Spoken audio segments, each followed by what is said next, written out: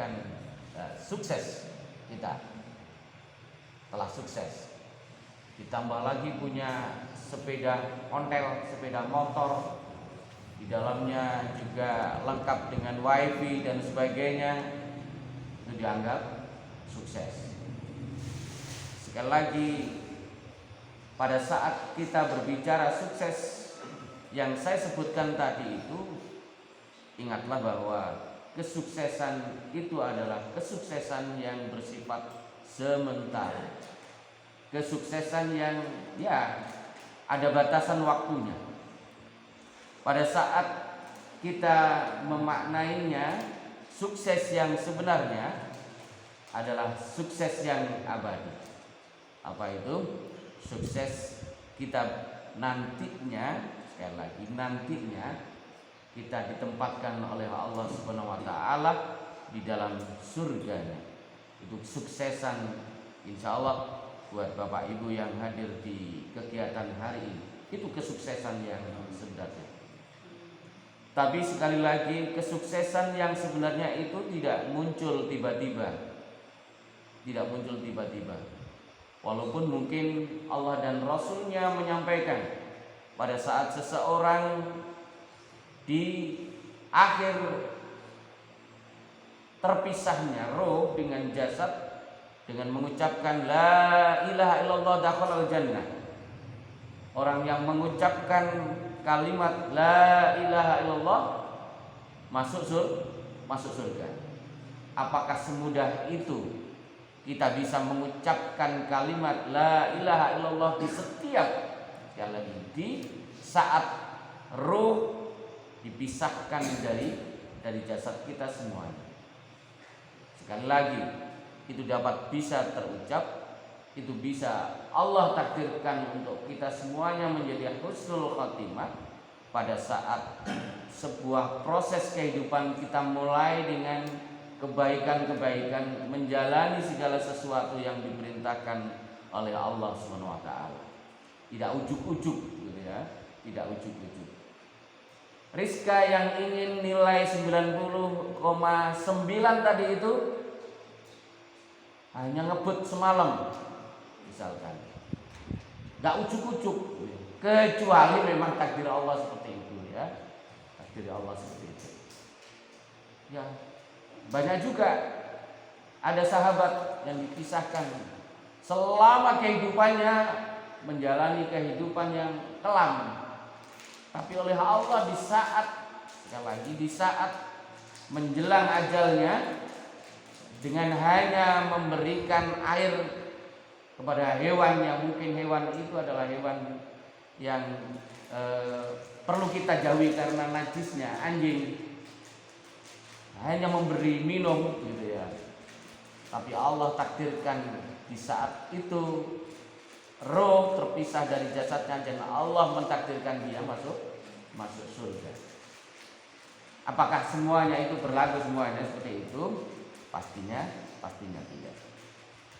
Bapak Ibu sekalian yang dimuliakan oleh Allah, di dalam surat Al-Mu'minun Allah memberikan kunci-kunci atau tanda-tanda orang yang dianggap sukses, yaitu atau perilaku-perilaku, kegiatan-kegiatan yang oleh Allah dianggap mengarahkan, membimbing kita semuanya untuk menjadi orang-orang yang sukses. Bukan hanya sukses di dunia, tapi sukses juga di akhirat.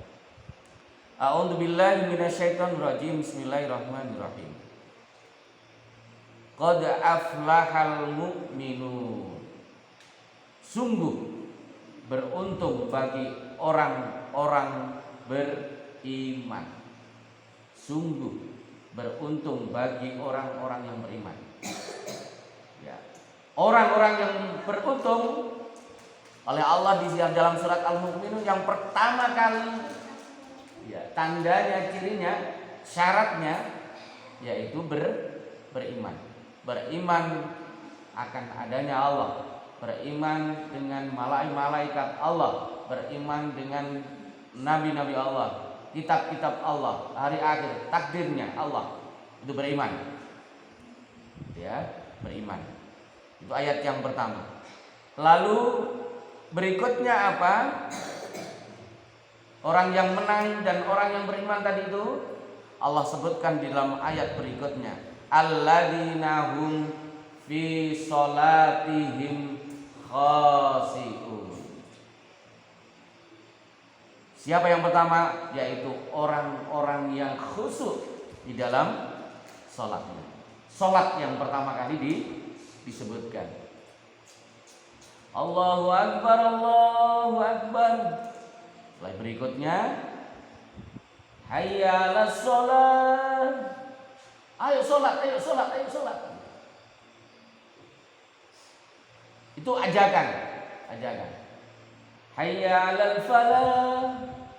Ayo menuju kemenangan. Kalau di sini diartikan bisa jadi bukan hanya kemenangan. Ayo menuju kepada keberuntungan. Isyaratnya. Jadi Allah sebutkan beriman, yaitu orang-orang yang beriman, dan orang-orang yang beriman yang disebutkan orang yang beruntung adalah alladzina hum fi sholatihim khashi'un, yaitu orang-orang yang khusyuk di dalam menjalankan sholatnya. Apa bisa khusyuk gitu ya? Baru Allahu Akbar, duh jemuranku apa ya? Baru Allahu Akbar sudah gerimis hujan gitu ya. Allahu Akbar, ingat dengan sesuatu. Ingatlah kekhusyukan Nabi pun bukan berarti tidak ingat sesuatu yang terjadi di sekitarnya. Tidak, gitu ya, tidak.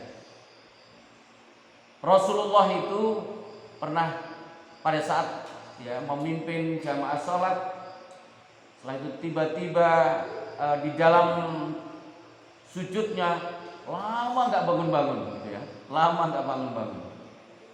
Setelah itu sahabat bertanya setelah sholat, ya Rasulullah, kenapa engkau saat sujud tidak bangun-bangun? Apa yang dibilang Rasulullah? Iya, cucu saya sedang berada di punggung saya. Kalau saya langsung larang, ya kasihan cucu saya. Maka saya hentikan sejenak. Berarti masih ada rasa di situ pada saat melaksanakan sholat. Bukan berarti seperti levelnya Rasulullah setelah itu khusyuk, setelah itu gak ingat sesuatu, tidak. Tetap, ya. Tapi yang benar adalah pada saat Allahu Akbar, langsung mengembalikan kepada sholatnya, gitu ya. Kembali kepada sholatnya. Yang beberapa orang menyampaikan bisa jadi kita belajar apa yang kita baca minimal Allahu Akbar. Apa itu Allahu Akbar? Artinya apa? Apa artinya? Allahu Akbar. Ya. Allahu Akbar. Paling enggak di dalam hati membesarkan Allah, mengagungkan Allah. Allahu Akbar. Yang kecil-kecil itu sambil guyon-guyon, sambil ngobrol-ngobrol gitu. Ya. Apalagi kita yang dewasa-dewasa ini mencoba, karena di dalam sholat itu, kita sholat itu sama saja kita sedang berkomunikasi, berbincang dengan Allah. Berlatih. Sekarang ini ada sekolah-sekolah yang mentargetkan lulusannya bacaan sholatnya bisa dimaknai, bisa memaknai bacaan dalam sholat. Minimal surat Al-Fatihah. Berapa kali kita membaca surat Al-Fatihah, Rizka? Dalam sehari minimal berapa? 17 kali. Kalau kita lengkap 5 waktu, kan ya toh? 5 waktu itu 17 rakaat minimal. Apalagi kita sering ikut jamaah, ikut zikir, setelah itu ikut kajian ada tahlil dan sebagainya. Al-Fatihah berapa kali itu gitu ya? Berapa kali? Ya, Bismillahirrahmanirrahim, dengan menyebut nama Allah yang Maha Pengasih lagi Maha Penyayang. Ghairil maghdubi alaihim, bukan golongan orang-orang yang engkau murkai, waladhdallin, dan bukan orang-orang yang engkau zalimi, termasuk orang-orang zalim gitu ya. Ya, minimal tidak ada kata terlambat insyaallah. Semuanya tidak ada kata terlambat. Nyuwun ngapunten, saya ini tadi bingung karena memang saya juga ini pakai makna ini juga. Ini tadi kupas anunya wifi-nya Mas error ini. Ya. Itu yang pertama, ciri orang yang beruntung. Alladzina hum fi shalatihim khashi'un. Kita berupaya untuk belajar khusyuk dan khusyuk. Lalu yang kedua. Walladzina hum 'anil lagwi mu'ridun. Dan orang yang menjauhkan diri dari perbuatan dan perkataan yang tidak berguna. Ini anak-anak kecil ini, Bapak Ibu. Ya, sekarang ini apalagi di TikTok apa itu ya? Itu pembelajaran apa itu? Perkataan-perkataan yang tidak baik. Orang-orang yang menjauhkan diri dari perbuatan dan perkataan yang tidak berguna. Ini baru tidak berguna. Bukan yang disuruh menjauhi, bukan. Yang tidak berguna. Ya. Kalau nggak tahu, kalau di sekolahnya anak-anak ini ada ndak yang biasa menyebut-nyebut bapak itu ya? Ya. Kayaknya mulai zamannya Ustaz Fikri ada juga ya. Cuman bahasanya bukan bullying. Ya. Kalau disebut itu anak saya itu pernah basuni gitu dilakukan gitu. Ya. Itu kan perkataan-perkataan yang tidak berguna. Fal yakul khairan aw liyasmut. Berbicaralah yang baik atau diam. Ya, godaan anak-anak sekarang luar biasa di TikTok. Insya Allah kalau Rizka kayaknya sama Vira gak kenal TikTok kayaknya ya. Aman ya. Gitu ya. Itu ciri yang nah, kita berusaha setelah sholatnya baik, harapannya membimbing yang kedua tadi itu.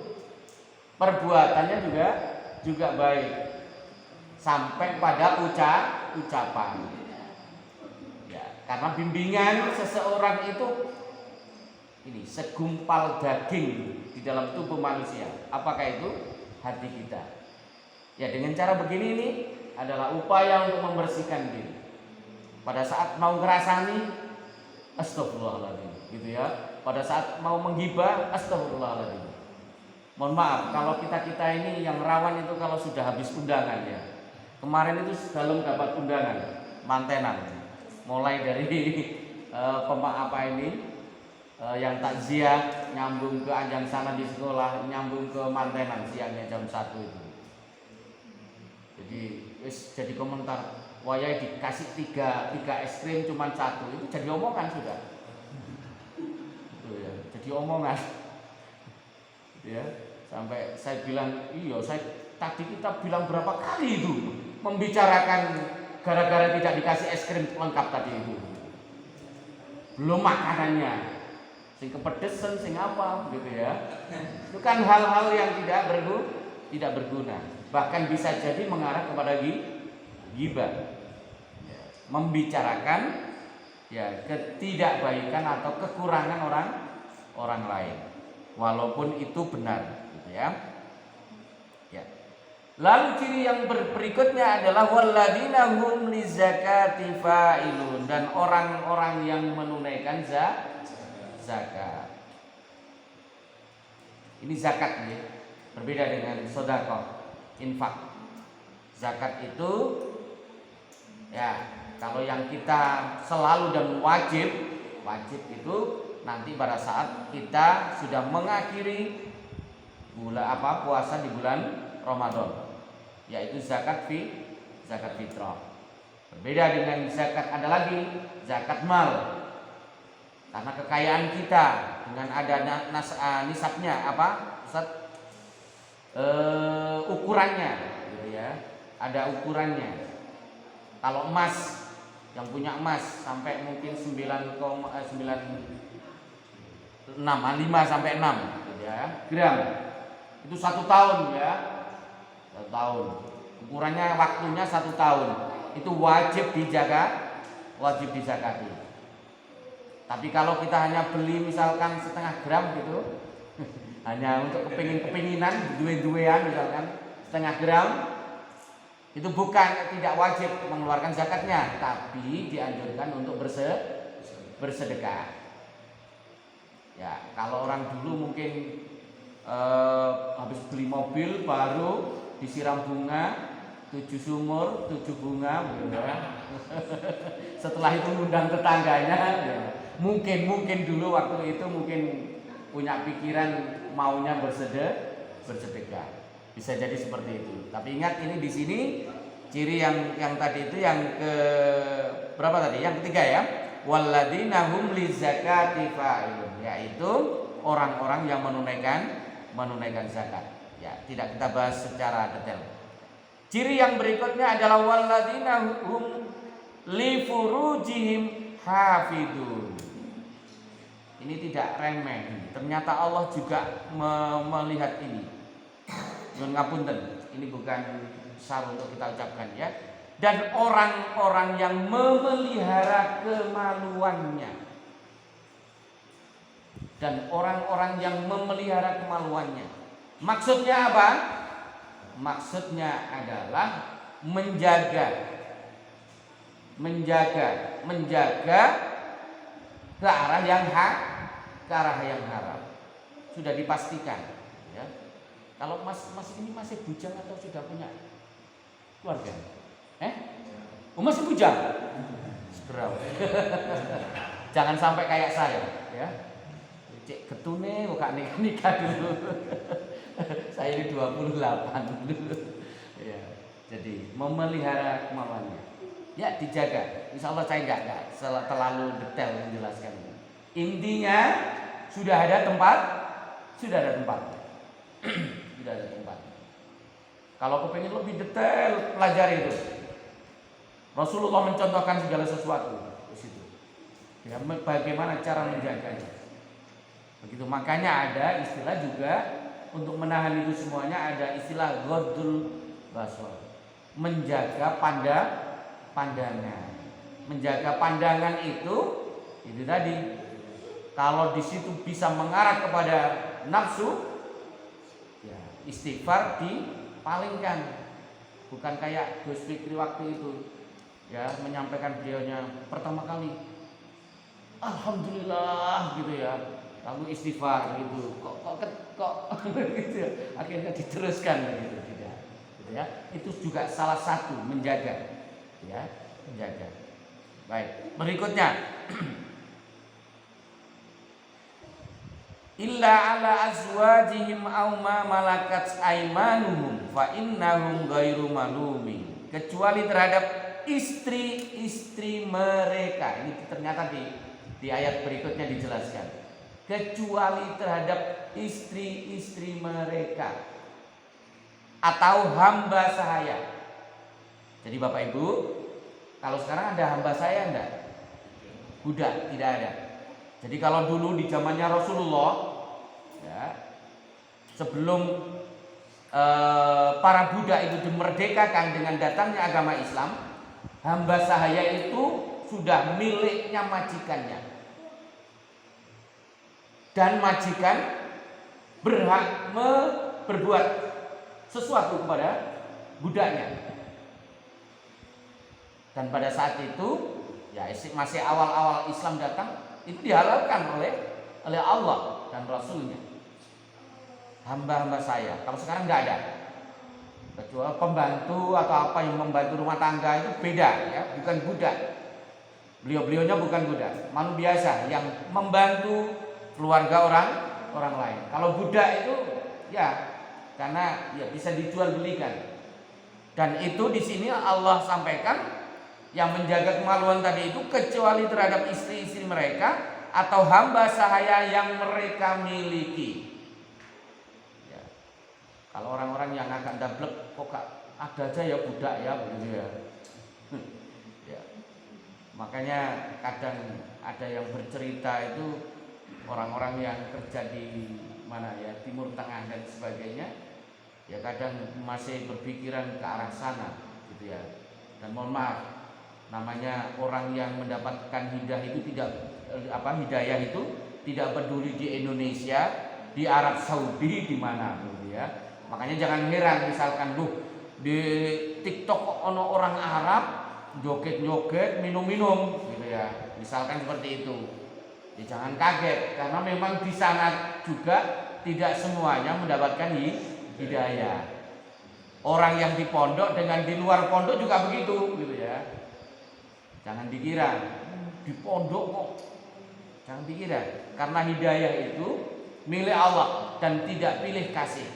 Bisa jadi saya ini begitu ya,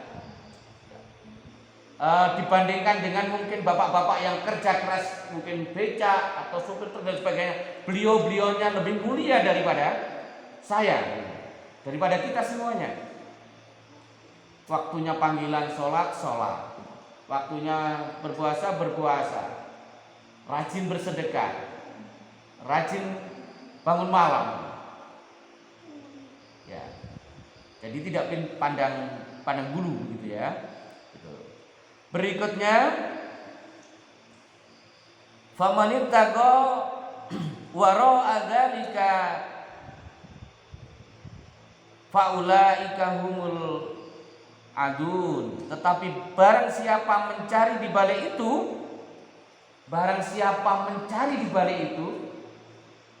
ini penjelasannya ternyata lebih panjang ya. Maksudnya mencari ada kaitannya dengan menjaga kemaluan tadi itu, zina dan sebagainya, maka mereka itulah orang-orang yang melampaui batas. Ya, melampaui batas. Baru yang ayat berikutnya ini. Walladzina hum li amanatihim wa ahdihim ra'un. Dan sungguh beruntung orang-orang yang memelihara amanat-amanat dan janjinya. Ini biasanya yang lebih banyak mendapatkan ini biasanya para pimpinan, yaitu orang-orang yang menjaga amanah. Tapi Rasulullah menyampaikan, Allah dan Rasulnya menyampaikan, kullukum ra'in wa kullukum mas'ul an ra'iyati.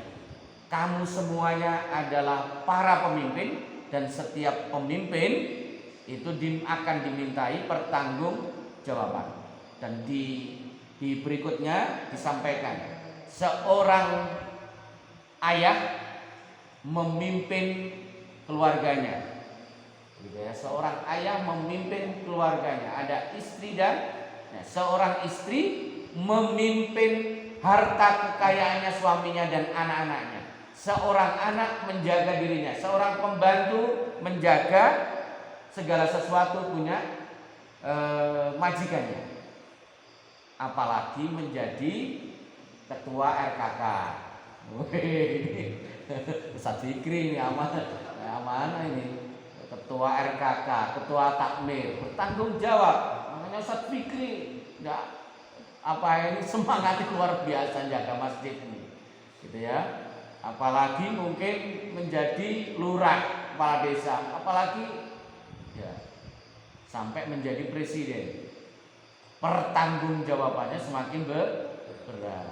Tapi ya kadang kita berpikir itu begini. Kemarin itu waktu mantenan itu sama istri bincang-bincang mengomentari salah satu orang yang ada di Jember. Itu ya sudah punya